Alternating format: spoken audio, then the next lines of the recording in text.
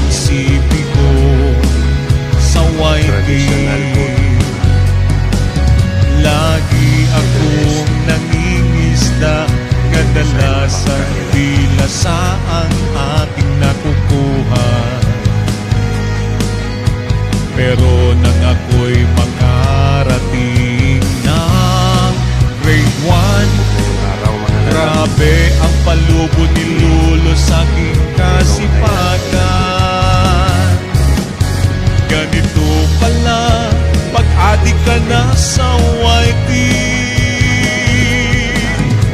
nakakawala ng pagod at bigatin.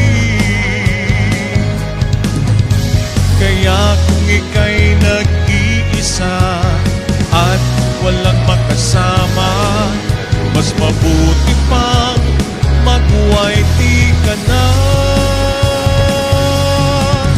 Napakasaya pag ikaw ay nasa YT world, dahil mawawala ang pagod mo at hindi ka na mabuboard.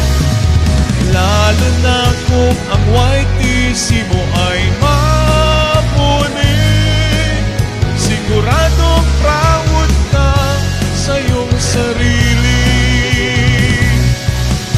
Napakasaya pag ikaw ay nasa YT world, dahil mawawala ang pagod mo at hindi ka na mabuboard.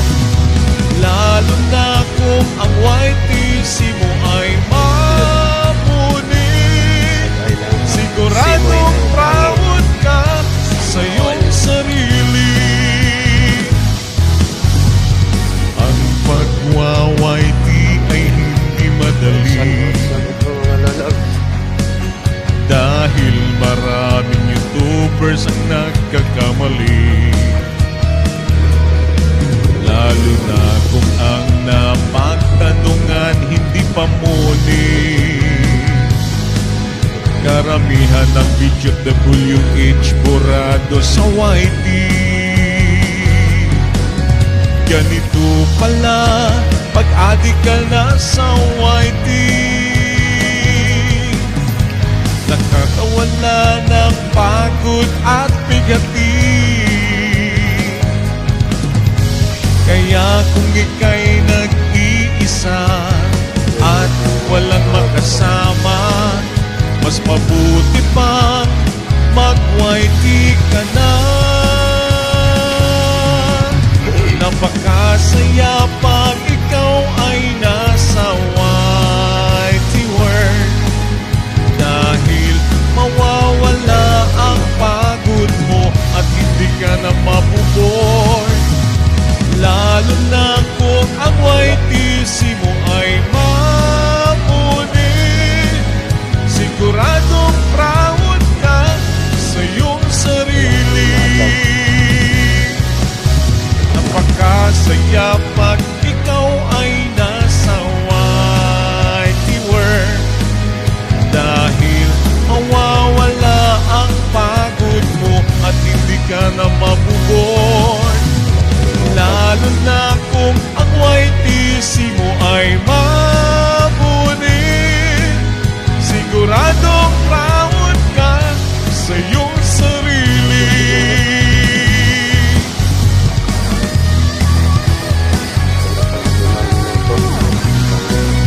Update lang.